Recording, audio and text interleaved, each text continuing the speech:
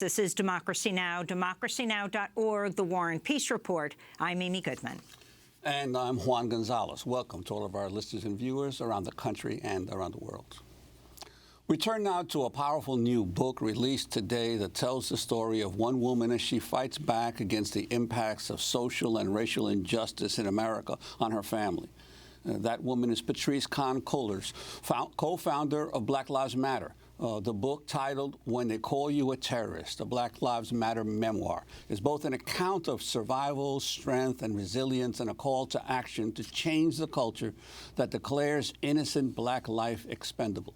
Patrisse's story follows her childhood in Los Angeles in the late 1990s and early 2000s as her mother worked 3 jobs struggling to earn a living wage. And it puts a human face on the way mass incarceration and the war on drugs hurts young black men, including her relatives and friends. Patrisse's father was a victim of the drug war. He died at the age of 50. Her brother spent years in prison for nonviolent crimes stemming from his battles against mental illness. He was once even charged with terrorism after being involved in a car accident. The police would target Patrisse, too, raiding her house without just cause. In 2013, after George Zimmerman was acquitted for the killing of 17-year-old Trayvon Martin, Patrisse co-founded Black Lives Matter, along with Alicia Garza and Opal Tometi. The movement began online, but soon spread across the country.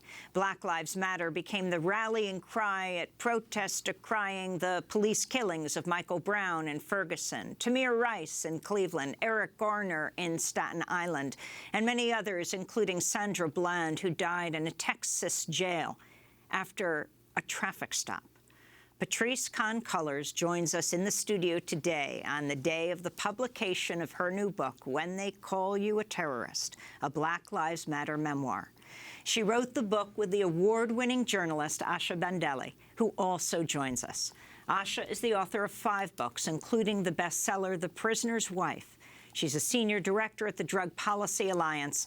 Patrisse, congratulations. This is an astounding book. This weekend, I flew to Colorado and then came back yesterday through Chicago snowstorm, and everyone on the plane knew I had misplaced my book because I said, I must finish reading this book until Asha kindly sent me the manuscript on the plane. Right, and then I said, okay, to the pilot, we can now take off.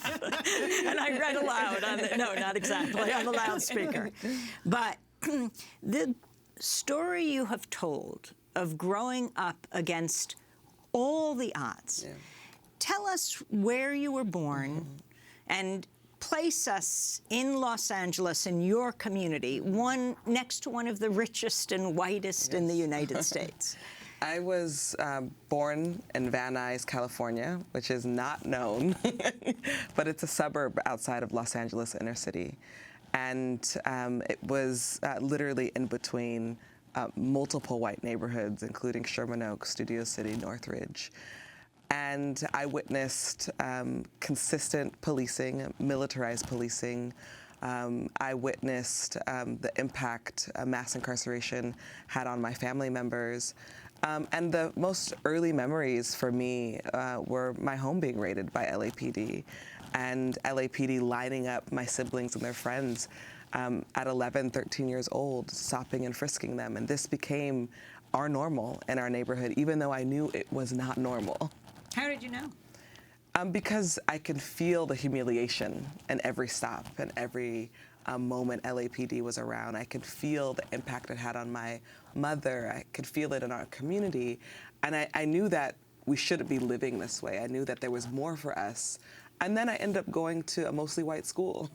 And I got to see the very real difference between how they were treated and never actually witnessing police in their neighborhoods, and then how my family and my community was treated. Yeah, I wanted to ask you about that. You write so eloquently about the differences. It was in the middle school that you went there, and talk about some of the examples of the difference in treatment between that mostly upper and middle class white community so close to yours and the way your own neighborhood was being dealt with.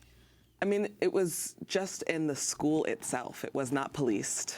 There were no cops on campus compared to the middle school that I went to for summer school, which was the first time I was arrested at 12 years old. Milliken Middle School was in Sherman Oaks, which was the upper middle class middle school with mostly white folks. And Van Nuys Middle School was mostly working class, poor immigrant communities and black folks. And it was just literal. I mean, one looks like a prison and one looks like a university. And one had metal detectors, and could you talk about the experience the one time you were arrested in that summer school? Yes, I was arrested because I had been smoking weed in a bathroom, and at Milliken you could do that, and no one was checking for you, worried about you. You mean the white school? At Milliken, the white school in Sherman Oaks, yes. It just sounds like a white school, Milliken. And at Van Nuys... and lots of girls did it. Yeah, I mean, all the white girls did it. I mean, that's actually who introduced weed to me, was white girls. and Van Nuys Middle School was mostly, like I said, working class, communities of color. And I was... a cop came into my classroom. It was my science class, and when I was, as a younger person, when I saw law enforcement, I feared them. There was already sort of that emotional response.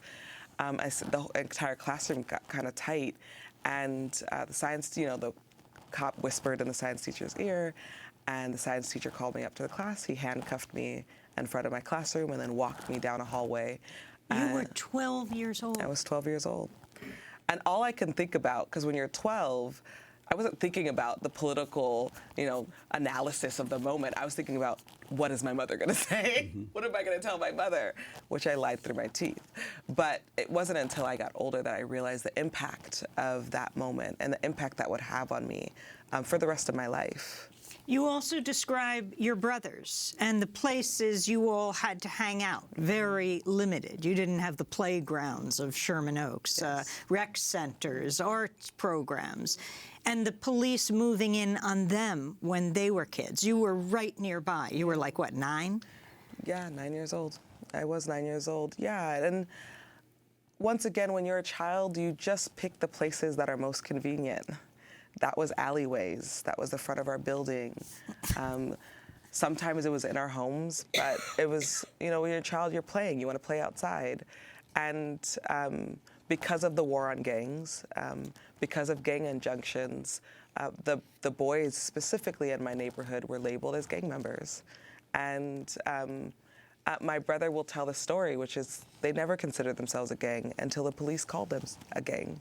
That's not how they related to themselves. They were a bunch of boys hanging out. And and at 9 years old, bearing witness to that type of humiliation has an impact on you. And Asha Mandeli, what made you decide that you thought this was an important story to tell? If you could talk about that as well and how you first came together. So Patrisse and I had known each other for a good number of years, both as organizers, and I thought it was monumentally important to go behind the statistics and unpack the real-world story of the impact of the drug war and mass incarceration on people's lives. It's sort of what I've dedicated my life to as, someone who had family members in prison, and as somebody who has seen the human cost of mass incarceration. I wanted Patrisse to tell her story in a full, complete way. And I was especially enraged that Black Lives Matter and the leaders of Black Lives Matter had been called terrorists when I knew that these were people dedicated deeply to peace in our communities, peace for our children. I knew the impact Patrisse had on my own daughter of love and of peace. And I wanted people to see that. I don't think that you get to misname people. And I think that the history of who we are needs to be told and needs to be documented. And that's my dedication as a writer and as an organizer. Patrisse, I want people to meet your family the way you introduce them to us, because that's really the point of this book, is people speaking for themselves, your unique experiences and the difference in how you grow up in this country from other communities. Can you introduce us to your mothers, your fathers, your brothers, your sister? Yes, Charisse Foley, who is my mother, a brilliant woman who literally raised 4 children on her own in the middle of the 80s, 90s. She is powerful. I mean, she's literally powerful. Monty Cullors, who was my first best friend, who was criminalized very early on. Monty's first time in juvenile hall was 13 years old. And he would spend from 13 till 36 in and out of juvenile hall, prisons, and lockdown facilities simply because of his mental illness and the war on drugs. My brother, Paul Cullors, who was a parent to us as my mother worked 3, sometimes 4 jobs, and also has become my security. He's a security guard, so he does my security in Los Angeles. He's pretty much my first protector. My sister, Jasmine Cullors, who in a lot of ways we kind of kept her from so much of what we witnessed and experienced. We protected her. And my 2 fathers, my biological father, Gabriel Brickneck, who I met when I was 11 years old, that I detail in the story, and always kind of knew someone else was out there, always asked questions of my mother, but got to meet his brilliance at 11 and learned so much about myself because of him and my family. And Alton Cullors, the father who raised me, who is used to work at the GM Van Nuys plant and was shut down and was forced into taking jobs that were not so meaningful, and now owns a mechanic shop in Las Vegas. If you can talk about Monty and your experience, well, first after he's arrested, before he's diagnosed, what this all means, and then this unbelievable moment where you decide to call in the police after he's back from jail. Yeah. Monty, we didn't know Monty was suffering from mental illness. Unfortunate reality is many communities of color, working class, poor communities, we don't have people coming in and educating us about the crisis of mental health. And so we just thought, we didn't know what was wrong. We didn't. And when Monty was arrested for a robbery and when he was 18 years old, broke someone's window, he said the voices told him to do it, and ended up going to prison for 3 years. In his stay in prison, he was tortured by the Los Angeles Sheriff's Department, brutally beaten, and your mother first seeing him, she couldn't even find where he was. They disappeared him, and this is actually was a common practice of the LA County Sheriff's Department. It's disappearing prisoners, and when she finally saw him 2 months later, he was emaciated. My brother is 6'2", almost 300 pounds. They had completely over-medicated him, and we would learn later on, years later, just what he endured in that jail cell. When he was released, when he was 23 years old, it was one of the most exciting days of my life. I get to see my brother. I hadn't seen him in years. We didn't know that we could visit people. You know, they don't give you sort of what are the steps when your loved one is incarcerated. We didn't realize that we could go visit him, so we didn't see him for 4 years. We just wrote a lot of letters, and the first thing that I noticed when I picked him up for the bus stop is they let him out in flip-flops, an undershirt, and boxers. And I was so disturbed. I couldn't. He was at the bus station in boxer shorts? He was in boxer shorts and a white T-shirt and flip-flops, which shower shoes, essentially. And I ushered him in the car, and he was acting very different. It was not the brother that went inside and that I knew. And the minute he got into the house, my mother said, something's wrong with my son. And, you know, as every child, I was like, Mom, be quiet. He just got out of prison. Like, just give him some time. And over a week, he quickly deteriorated. And I didn't know who to call. And eventually, I called the ambulance, and I made the unfortunate choice to tell them that my brother had just been released from jail. They said, well, that's not our problem. You have to call the police. And I said, I can't call the police on my brother. You have no, you know, this is before Black Lives Matter, before we've seen, you know, Black people be killed at the hands of law enforcement, especially Black people with mental illness. But I just knew that was not the right choice. But I didn't have anybody else to call, and I did call the police. And I talked them through and I let them know what was happening.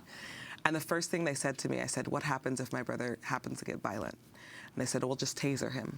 I mean, just like flat-faced. These are two young cops. Two young rookie cops, clearly scared out of their minds. And I said, you cannot taser him. Like, that's unacceptable. They walked into my house, and the minute they walked in, my brother just put his hands up and went on his knees and just started begging them, you know, he just started begging them, and I just knew I made a mistake. I just knew I made a mistake, and I held my brother. I said, it's okay, and I told them to leave. And it was in that moment that I realized that we're on our own. That we are literally on our own, and there's no infrastructure for Black poor families when dealing with mental illness. There's just none, and we had to piece the infrastructure together. And talk about the time he was charged with terrorism? Yeah, it was in those years as he was in and off and on his medication, he was an offender bender, and he was in the middle of a manic episode. And he might have cursed at the woman, might have not, we don't know. We weren't there. But the woman claimed that he had cursed at her. And because my brother was a second striker, then because they said that the cursing was threatening, they... Explain what you mean by second striker. He has had 2 strikes on his record, which is part of the 3 strikes law, and in California, and could end up getting, if he were to receive his 3rd strike, end up in jail for life. And even if that 3rd strike is stealing a candy bar. Stealing a candy bar, getting an offender bender. So we went to court. When we finally found where my brother was, we went to that first court date, and the lawyer said, you know, your brother is being charged with terrorist threats, and that is a felony. And they will probably be putting him away for the rest of his life. And he was 24 years old. And I said, that's not on my watch. And you're a kid. You're a kid through all of this. Yes. You describe a scene where you're in the white school, and so you're making some white girlfriends who you really cared about. And you describe going to one of their homes and the lovely, unbelievable scene that unfolds at dinner and the way they respected you. Describe what happened. Describe the dad of the family and how he treated you. Yes, this was one of my closest friends growing up in middle school, and you become friends with the people that are in proximity to you. So it was significantly white program, significantly white school. Those are my friends, and I went back to this friend's house, and what looked like a mansion to me. It's probably not that big of a house, but compared to our neighborhood and tiny apartment, this house looked like a mansion. And we were all at dinner, and the father's jolly. I mean, honestly, like, probably he looked like the original Santa Claus, like big, jolly white man with a beard and super sweet and a smile on his face all the time. We're talking, you know, and I've never been in a scenario like this where you sit around and have dinner and people pass things and ask questions of you, and he's, you know, and we get to a point in the conversation where I don't know how, maybe he asked me, because oftentimes, you know, middle-class parents ask what your family does. Talking about my mother, and he says, you know, repeats my mother's name, Charisse, where do you live? And I tell him my address. He says, oh, I own those apartments. And my heart dropped, because it was the apartment that I lived in that we didn't have a refrigerator for a year, that sometimes appliances didn't work, that I realized very quickly that was our slumlord. And the contradiction in that moment, it was hard to settle, and the tension in that moment. Because he was the first person who said to you, Patrisse, before you learned he was your slumlord, what do you want to do with your life? Yes. What are your plans? Yes. How are you going to execute them? Exactly. And yeah, what do you do with those moments when the person who's clearly has investment in you doesn't actually have investment in your entire family and in the infrastructure that your family is living in? It's hard to manage You also describe at a point in inviting a friend from that other world to your house, and him coming into your house and the ambulance in the background that you just took for granted. Yes. And he suddenly remarks, "I didn't know you lived like this," or something like that. Talk about That's exactly what happened. And, I think what's interesting about growing up Black and poor is you don't actually realize how bad it is until you see what else someone else has. And my mother was very particular about who we let over, and I begged her. I begged her to let my friend over. He was my best friend. I didn't think there would be any judgment. I didn't assume there'd be any judgment. And there definitely was. And he walked in my home. And I remember that day so vividly because there was the ambulance in the background. I was like, why does the ambulance have to be here today? Why the sirens today? And I was nervous about him coming in. And he walked into my living room, and I was sitting on the couch, and he said, kind of looked around, he's like, I didn't know you lived like this. And I got that a lot from other middle-class children because they only know their world. And they don't have to actually enter the world of communities of color and of poor communities in particular. And you also described that Van Nuys was a racially mixed neighborhood, a large Mexican-American community. Yes. There were Korean-Americans. There were even a few white folks who lived in the neighborhood. Talk about that experience as well. Yeah, I grew up mostly around Latinos, and my experience with both law enforcement and witnessing what was then INS, Immigration National Security, was really prominent. And I think it was important, to grow up in such a multiracial environment. Many of us, our family members were getting, social welfare. Many of our family members were getting food stamps when they actually look like stamps and they look colored. And we grew up in this environment, and we really raised each other, and we really took care of each other. And it really colors how I am in this movement. We have to take care of each other. We didn't have local government taking care of us. Patrisse, why don't you just read from your book? Aside from the astonishing story you tell, it is so beautifully written. Chapter 11, Black Lives Matter. This was a teenager just trying to get home, Sabrina Fulton. It is July 13th, 2013, and I have stepped away from monitoring events at the trial of the man who killed Trayvon Martin, 17, a year and a half before. I had learned about Trayvon one day while I was at the Strategy Center in 2012, and going through Facebook, I came across a small article from a local paper. Was it Sanford's? I read that a white man, that's how the killer was identified and self-identified until we raised the issue of race, had killed a black boy and was not going to be charged. I start cursing. I am outraged. In what world does this make sense? I put a call out. Have people heard about 17-year-old Trayvon Martin? I have loved so many young men who look just like this boy. I feel immediate grief, and as my friends begin to respond, they too are grief-stricken. We meet at my home, we circle up, a multiracial group of roughly 15 people dedicated to ending white supremacy and creating a world in which all of our friends can thrive. We process, we talk about what we've seen and experienced in our lives. We cry. That's Patrisse Khan-Cullors reading from her book, released today, When They Call You a Terrorist, a Black Lives Matter memoir.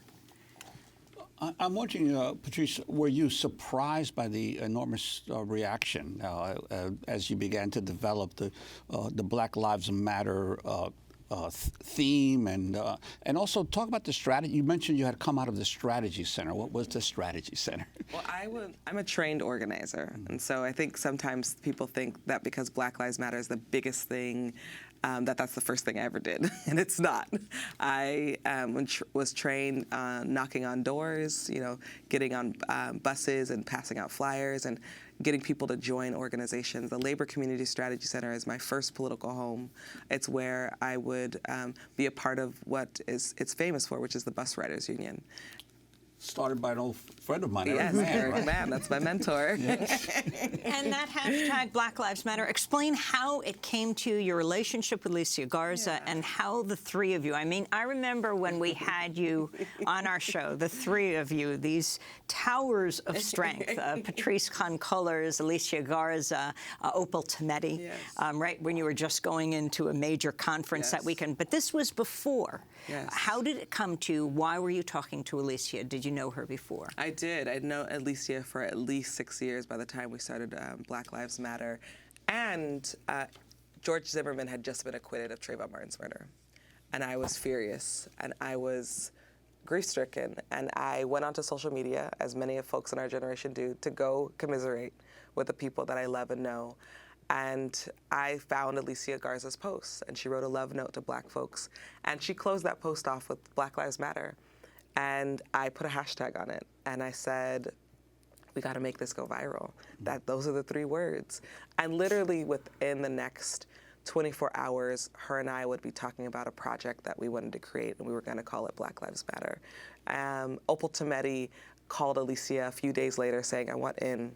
I want to be a part of this. I want to help develop it. I want to build out the communications infrastructure so that it can go viral. And that's the very beginning of Black Lives Matter. And it would become a phrase, into a hashtag, evolve into a political platform, and evolve into what's now a global network and an organization with over 40 chapters worldwide. And before this, coming out, because so much of the power is this, it's the personal story you tell. Yeah. And then, of course, there are the global political implications. But it starts with a kid. It starts with Patrisse. Yeah, Patrisse, I was very weird and a self-proclaimed weirdo. Just super excited about life. You know, I'm an artist, and so I'd been to a lot of art schools and performance schools. And at 14 years old, my cousin actually came out first. And she was the brave one. She was the trailblazer. And she got a lot of backlash from her mother in particular. So much so that they got in a physical fight on our high school campus, and her mother came to school and beat her up. Yes, her mother came to school and physically fought her, and then pulled her out of the school that was so nurturing to her, and where really all our family was, and put her in a totally different program. But it was my cousin's courage that really shaped me being clear about why I needed to come out, and I would come out the very next year. And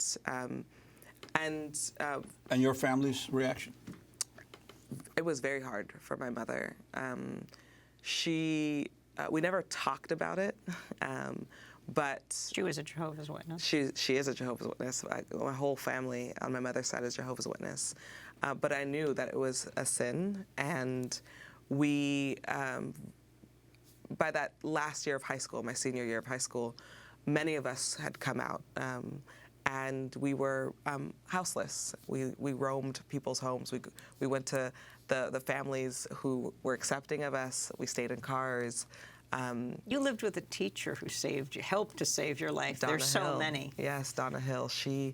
The day I graduated, I moved in with her. And I propositioned her, early on. I said, I'd like to live with you. She said, I can't legally have you live with me. You're a student. But she said, the moment you graduate, you're welcome to come live with me. And myself and my close friend, Carla Gonzalez, who's still one of my best friends, moved in with her and lived with her for a couple of years while we got ourselves on our feet. And Asha, I'd like to ask you, you've been active in the movement against American drug policy. Could you talk about that involvement and how that shaped your decision to get involved in writing this book? Well, first, in terms of doing the book, it was to support Patrisse in telling her story. And I think that as a journalist and being trained to sort of deeply listen, it was clear that what Patrisse was actually telling was a story of someone who grew up at the epicenter of the drug war in Southern California. And I thought that was particularly important to unpack, because even many of us who oppose mass incarceration don't feel comfortable challenging drug policies. Drugs, we understand them. U.S. drug policy we've used it against ourselves. We've been embarrassed, ashamed. Black people haven't stood up. We can say Killer Mike and embrace Killer Mike as a great rapper, but we would never do that with Crackhead Mike, right? And so we've participated in a stigma that was directly created at a moment when black people were at the top of the moral mountain, the civil rights movement, but you could no longer use race as a reason to exclude people from society.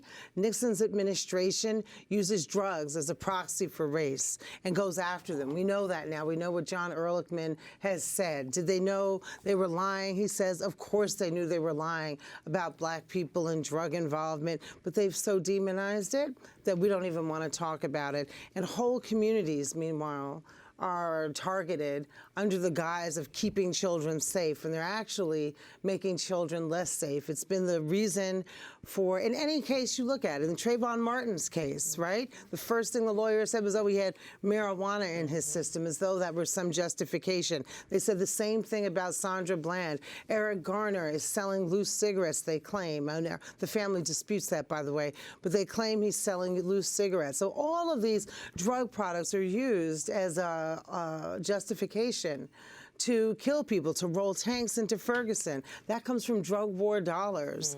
And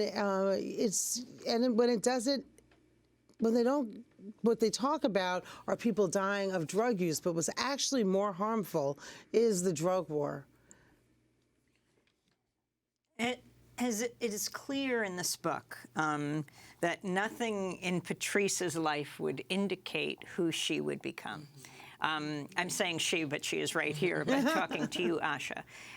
Your life now, I mean, you wrote in a remarkable book, The Prisoner's Wife, about your husband who was imprisoned, then deported to Guyana in 2009, yes. Instead of coming out and being able to live in this country. And then you meet Patrisse, whose life story is so intertwined with the drug war, yet if people were to look at Patrisse's story, they wouldn't necessarily know that, how it's U.S. policy that is shaping this young woman's life. Right. And I think that's true for many of us. We see the immediate action in front of us, right? The immediate police officer who has a gun in your face. But we don't think about how was that police officer empowered to do this? And how can we disempower them? We don't think about the fact that monies are set aside in every police department for us to be able to sue them when they do harm us. I wonder if all the money police departments pay out to people who are harmed by law enforcement came out of their pension funds, how much we might reduce police violence.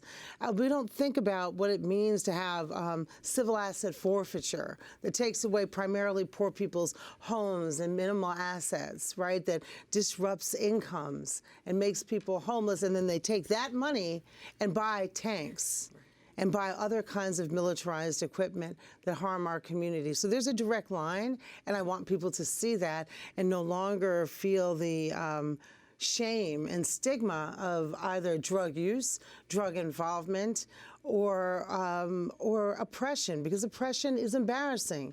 It shames us, it humiliates us to say this happened to me rather than I was the arbiter of my own destiny. It's interesting you mentioned especially the racial character of the war on drugs, because we're now through a new drug epidemic in America, the opioid epidemic, but no one's calling for a crackdown on the rural communities and locking them up and throwing the key away for the victims of the opioid epidemic like they did over the crack epidemic or they did over the heroin epidemic in the 60s and 70s.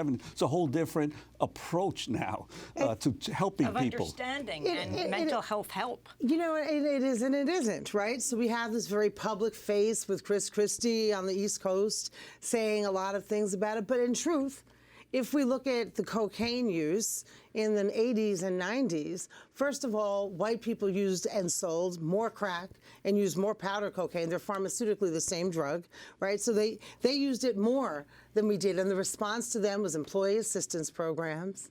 It was, we're going to take care of you. It was Betty Ford Center. It was any number of things to ensure their communities didn't fall apart. And the response to our communities was incarceration and demonization. In very many ways, that's the same thing that's happening. It's just more public. So white people embraced, and black people, 80 to 90% of those now going to prison for heroin involvement. We just have 30 seconds. Patrisse Khan-Cullors, this is the story of your life. You coined the term with two of your sisters, Black Lives Matter. Black Lives Matter under Trump. Your comment. I think we are living under a really grave administration that is really challenging our moral compass in America. I think Black Lives Matter is in a moment where we get to stand up to Trump, but also the white nationalists that he's empowered. And it's in this moment that Black Lives Matter gets to forge a new path for this country where we can honestly see and live in a democratic America. I want to thank you both for being with us and recommend everyone your next book should be this one. Patrisse Khan-Cullors, co-founder of Black Lives Matter, and Asha Bandele, award-winning journalist and author, have written a new book. It's out today, When They Call You a Terrorist, a Black Lives Matter memoir.